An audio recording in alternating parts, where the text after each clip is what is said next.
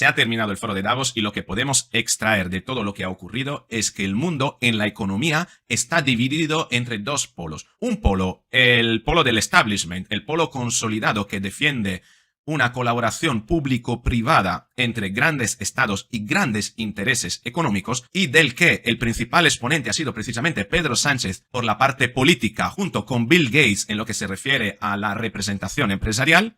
Y otro polo, un polo opuesto que está iniciando a surgir y que defiende las economías liberales, el libre mercado y la soberanía económica de cada país frente a esos grandes acuerdos de organizaciones supranacionales que defiende el foro de Davos. Pero resultó en Davos especialmente interesante la conexión entre los discursos de Pedro Sánchez y de Bill Gates, que defendieron lo mismo y que parecen estar alineados en esa defensa de los objetivos de desarrollo sostenible. Porque el discurso de Pedro Sánchez se posiciona en sus fundamentos motivacionales a las antípodas del de Javier Milei. ¿Cómo pudo ser que el discurso de Sánchez fuera tan alineado en sus motivaciones con el de Bill Gates? ¿Tuvo que ver en algún momento la reunión que tuvieron entre los dos? ¿Qué se dijeron Pedro Sánchez y Bill Gates? Y sobre todo, ¿qué fueron a hacer Pedro Sánchez y Bill Gates en el foro de Davos? Quédate conmigo en el vídeo de hoy porque vamos a analizar todo esto. Te mostraré claramente cuáles son estos dos polos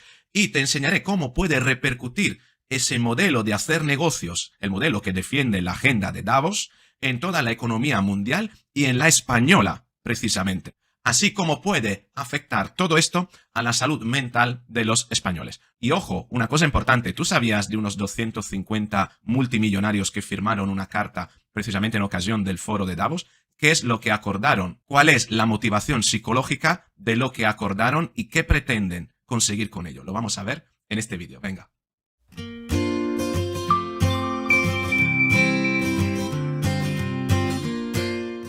Se ha terminado el Foro Económico Mundial en Davos y la principal conclusión que podemos extraer es que estamos delante de un mundo dividido en la economía. Un mundo polarizado entre dos polos, entre dos intereses que defienden: uno, el globalismo de las multinacionales, los grandes capitales que quieren extender su monopolio sin fronteras a través de grandes contratas internacionales y que se sirven de fundaciones y ONGs como pantallas para vender el bien social a través de acuerdo con gobiernos de todas las naciones, y que poco a poco pretende acabar con las soberanías nacionales y los mercados locales en pro de organizaciones supranacionales que nadie vota, pero que sí extienden sus tentáculos a través de influencias que compran con los gobiernos de cada nación.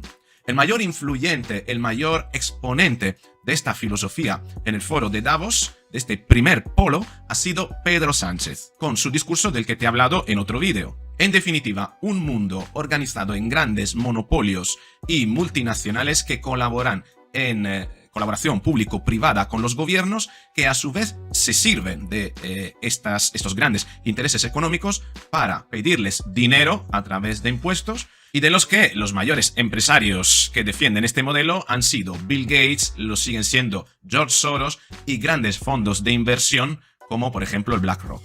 Por el otro lado, inicia a asomar un nuevo polo económico, una nueva economía que defiende las soberanías de los estados, de los gobiernos nacionales, para crear espacios económicos libres dentro de cada nación, con menos estado, menos leyes y más libertad, y que defienden más a las pequeñas y medianas empresas, al emprendimiento local, pero que pueden dar lugar, por otro lado, a la creación de pequeños monopolios locales no regulados, como efecto precisamente de ese libre mercado que al final irá posicionando a los que lo hacen mejor como líderes y monopolistas a la larga de determinados sectores.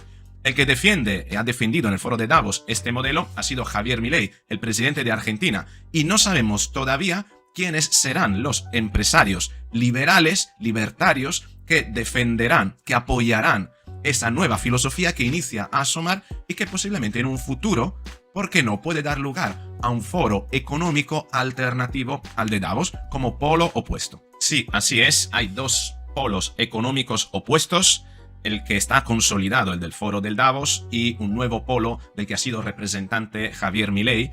Y la verdad que me resulta muy interesante hacer una comparación, y la vamos a hacer a través de lo que está despertando este nuevo interés hacia el libertarismo, podríamos decir, respecto a lo que está siendo el establishment del intervencionismo socialdemócrata, representado por discursos como el de Pedro Sánchez.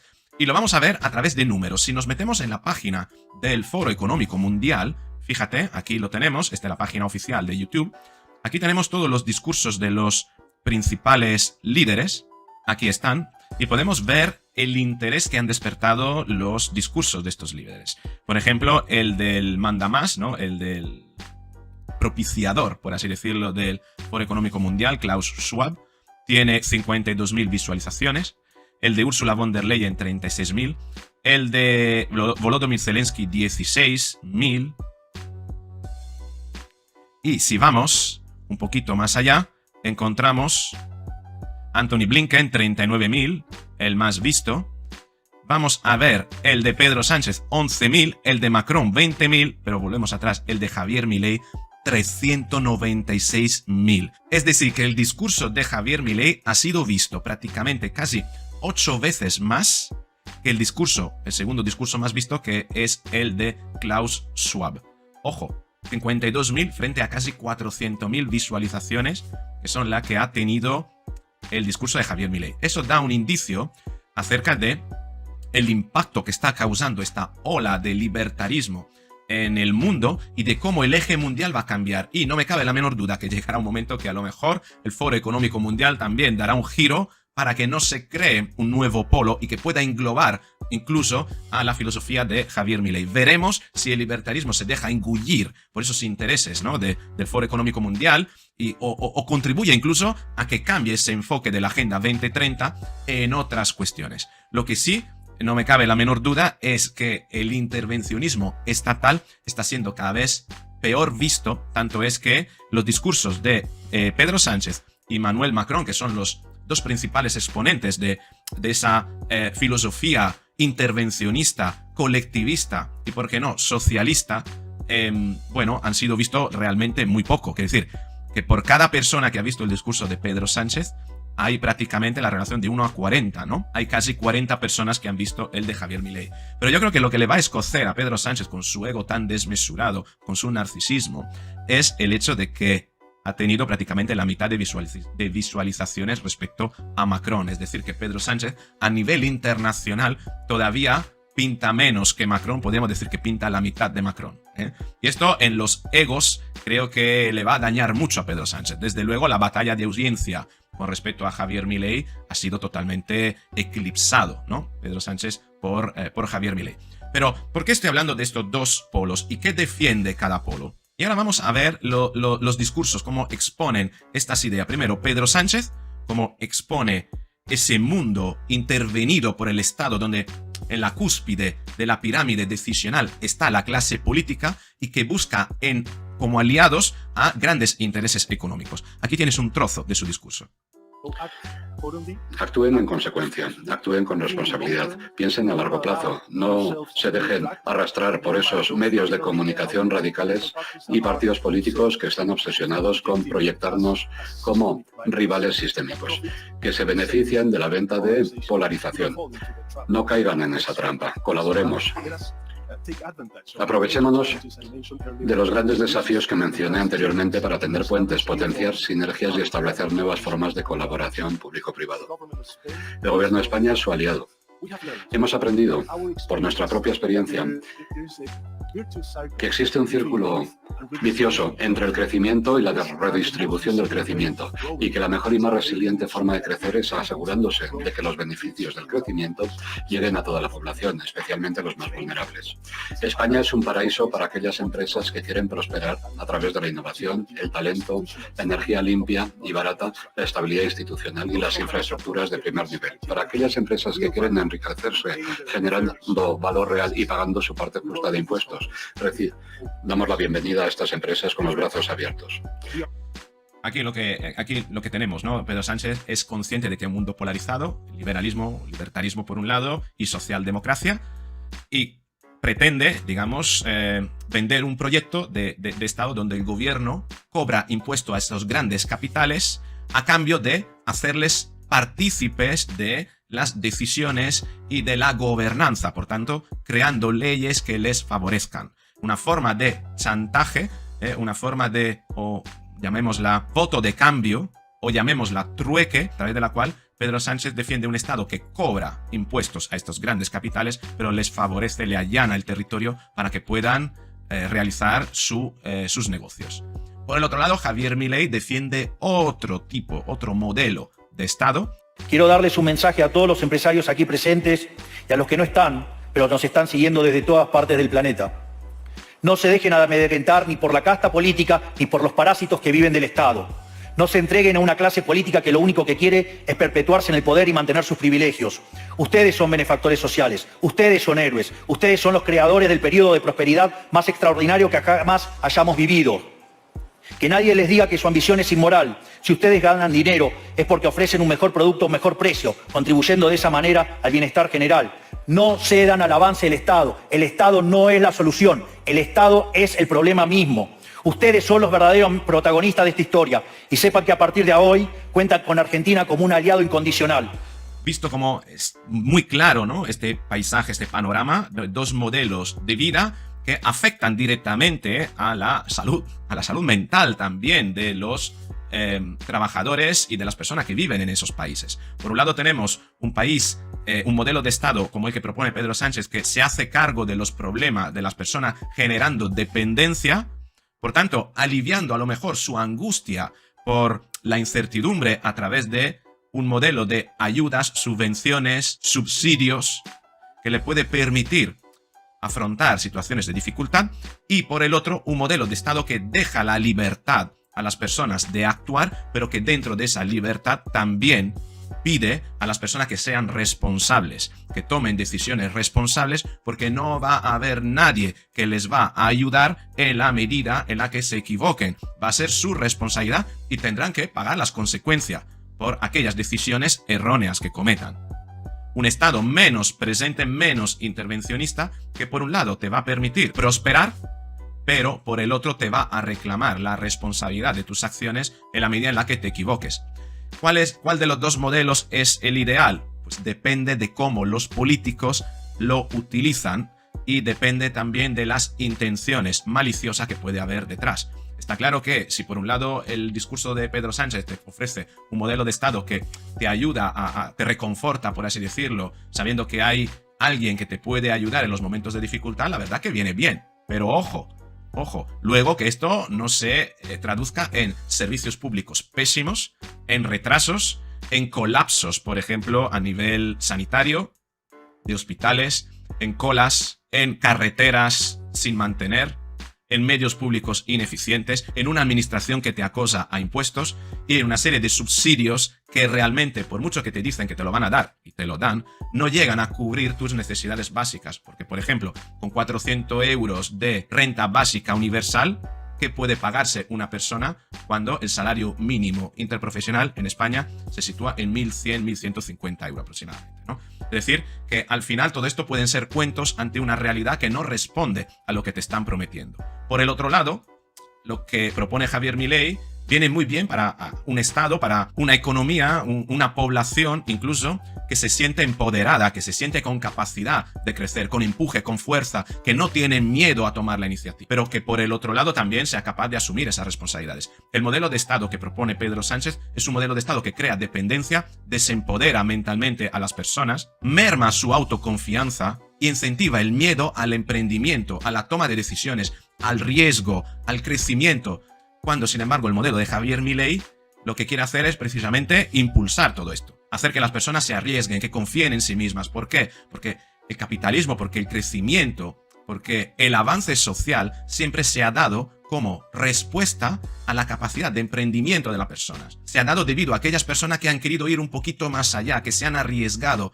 con decisiones, incluso invirtiendo su propio capital para generar mayor riqueza.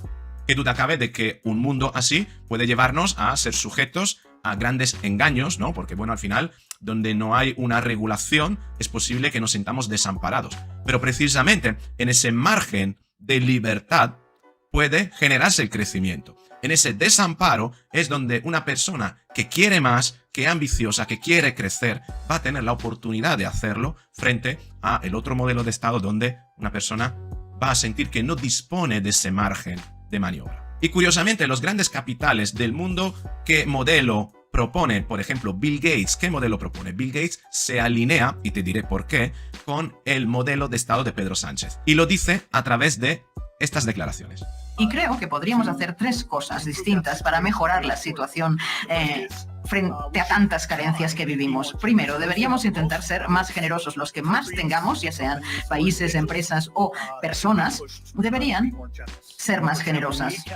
En la categoría de la ayuda, llegar al 0,8%. Suecia y Noruega están superando el 0,8%. Es un imperativo empujar a los que más tengan a compartir más. Bien, esto es lo que dijo Bill Gates. Está muy a favor de que aquellos que más tengan, más puedan dar, ¿no? Es decir, que a través de impuestos se les pueda cobrar para que precisamente haya un mayor reparto, tal como decía Pedro Sánchez, de la riqueza, ¿no? Por tanto, Bill Gates y Pedro Sánchez están alineados en ese mismo modelo, ¿no?, de colaboración público-privada, según el cual los que más tienen que aportar, ¿no?, a través de impuestos a los que menos. ¿Y por qué Pedro Sánchez? Vamos ahora a las razones psicológicas. Pedro Sánchez y Bill Gates están de acuerdo en esto, porque saben que los dos van a ganar de eso. Y esto nos lleva a entender qué es lo que fueron a hacer Bill Gates y Pedro Sánchez a Davos. Acuerdos, básicamente acuerdos. ¿Por qué? Porque a Pedro Sánchez no les interesan las pequeñas y medianas empresas. No, les interesan los grandes capitales, que son aquellos que pueden intervenir no tanto en manera local, sino a nivel global, y pueden unificar esa gobernanza entre distintos países. Bill Gates puede intervenir en España como puede intervenir con inversiones en Francia y en otros países. Una pequeña y mediana empresa no tiene esa capacidad. Al igual que una pequeña y mediana empresa no tiene la capacidad de proporcionar una serie de fondos y una serie de ventajas para los gobiernos, para que esos gobiernos puedan perpetuarse.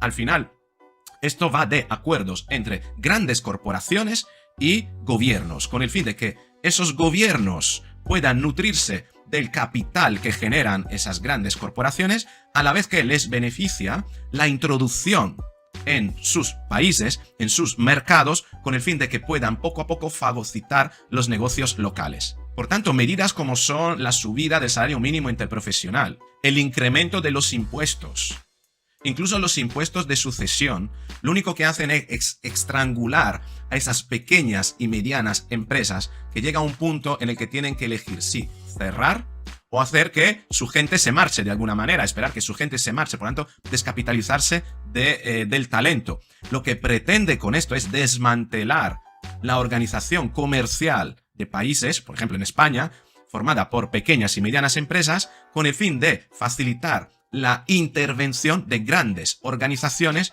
que puedan poco a poco hacerse con monopolios dentro de los países. Este es el caso de, por ejemplo, de Bill Gates. Este es como Bill Gates poco a poco se ha convertido en el mayor terrateniente de todo Estados Unidos. Fíjate, aquí tenemos la noticia de Business Insider, si quieres te la dejo en la caja de descripción. Este es el motivo por el cual Bill Gates está comprando tantas tierras de cultivo. Bill Gates cuenta con más de 270.000 acres de tierra de cultivo, lo que le convierte en el mayor terrateniente de Estados Unidos. Las diferentes estadísticas muestran que la agricultura es una buena inversión para los multimillonarios. ¿Qué está haciendo básicamente con esto Bill Gates? Adquirir tierras. Tú imagina esto lo que puede producir en España. Quiero decir, esos acuerdos entre Bill Gates y Pedro Sánchez pueden intervenir en el mercado de tierras de España, por ejemplo, en la agricultura, con el fin de facilitar la introducción de Bill Gates en la adquisición de tierras. Sí. Imagina, si al final tú subes el salario mínimo interprofesional, sube los impuestos, genera un estrangulamiento de la economía local, esas empresas que ya no se pueden mantener tendrán en algún momento que cerrar o buscar inversores, es decir, capitales externos que puedan hacerse cargo de su negocio. Y entonces estará ahí Bill Gates que llegará, levantará la mano y dirá, bueno, voy a comprar. La idea a través de estos acuerdos, y así como funciona Davos, es crear grandes tráficos de influencias para que esos capitales puedan hacerse con economías locales. Y como Bill Gates, hay muchísimos multimillonarios a lo largo y ancho del mundo que buscan lo mismo, buscan introducirse en mercados que les resulten atractivos y establecer acuerdos con los gobiernos con el fin de que les facilite esa introducción o genere una serie de condiciones económicas tan sumamente difíciles de afrontar para las economías locales que al final le lleven a ser abogadas, a ponerse en venta y por tanto ser adquirida por fondos de capital extranjero. Y yo no sé tú, pero yo lo estoy viendo, que vivo en una región eminentemente agrícola y veo lo que pasa. Veo cómo a lo largo de los años han entrado cada vez más capitales externos comprando grandes empresas locales, empresas familiares que tenían grandes facturaciones, empresas que pero habían llegado a un tope, no podían crecer o estaban estranguladas a nivel económico, se han puesto a la venta y al final han permitido a grandes capitales introducirse en sectores como es la agricultura, como es la logística, como es el transporte, y poco a poco la economía local se ha visto mermada en ese sentido porque al final dejamos de ser dueños de nuestras decisiones porque estos grandes capitales directamente hacen acuerdos al final con los políticos locales y nos dejan al margen a los pequeños empresarios para poder actuar y para poder emprender. Y esto permite, por un lado, a los gobiernos locales perpetuarse en el poder porque al final a través de esto adquieren riqueza, a través de impuestos, la pueden repartir y entonces comprar el voto de la población, de los electores, pero también tener grandes favores por parte de esos capitales que les financian campañas electorales o al menos les ponen tecnología o les hacen algún tipo de favor que les pueda beneficiar en la carrera hacia la renovación de sus poderes.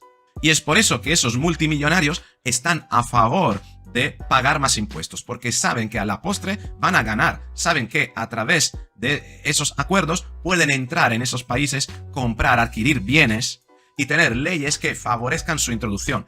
Y es por eso, que aquí Diario Público lo dice, esos grandes multimillonarios firmaron una carta para pagar más impuestos. Fíjate, ¿dónde se ha visto unos empresarios que deciden, se ponen de acuerdo para firmar, para pagar más impuestos? La carta de algunos multimillonarios, la carta de algunos millonarios a los líderes de Davos. Pongan impuestos a la riqueza extrema. La solución no puede encontrarse en donaciones puntuales ni en la filantropía. La acción individual no puede corregir el colosal desequilibrio actual, afirman, entre otros, Abigail Disney, Brian Cox y Valerie Rockefeller. Fíjate qué nombres que hay aquí. Disney, Cox, Rockefeller.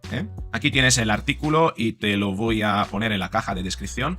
¿Pero por qué hacen esto? Porque saben que estrangulando a los mercados locales a base de impuestos, esto les va a poder permitir a estos grandes fondos adquirir empresas en esos locales, adquirir bienes, adquirir tierras, tal como está haciendo Bill Gates en Estados Unidos. El discurso de Javier Milei va al polo opuesto, tratando de evitar que todo esto suceda, tratando de evitar que los países acaben en una subasta internacional vendida a algunos fondos. Lo que pretende Javier Milei es que los políticos queden al margen de esto y que sean los mismos capitales que lleguen a acuerdos entre sí.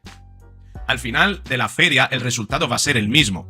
Los dos modelos llevarán necesariamente a la concentración de poderes económicos. Lo que pasa que unos pretenden hacerlo a través de una intervención del Estado, que es quien regula, y por el que seguramente se van a enriquecer unos pocos, y otro lo quiere dejado libre con el fin de que al final prevalezca el mejor, el más fuerte, el que mejor lo haga, o quién sabe, incluso el que más engañe. No hay salida alternativa. Al final vamos a llegar todos al mismo lugar. La cuestión es cuál es el camino y la carretera a través de la cual queremos transitar. Y ahora viene la pregunta, ¿cuál de las dos carreteras eliges tú? Yo prefiero, porque me siento empoderado, porque creo que el ser humano debería tener responsabilidad de sus actos, que el Estado debería estar menos presente en nuestras vidas. Pero me gustaría saber cuál es tu opinión. ¿Defiende más el modelo de Pedro Sánchez o el modelo de Javier Milei? Cuéntamelo en los comentarios. Si te ha gustado este vídeo, te invito a que le des al like. Si crees que puede interesar a otras personas, que lo compartas. Si no estás suscrito, suscríbete al canal. Suscríbete, porque seguiremos analizando la actualidad, siempre con ese enfoque psicológico, con el fin de bien valorar hasta qué punto nos están manipulando o bien incluso preservar nuestra salud mental de todas las consecuencias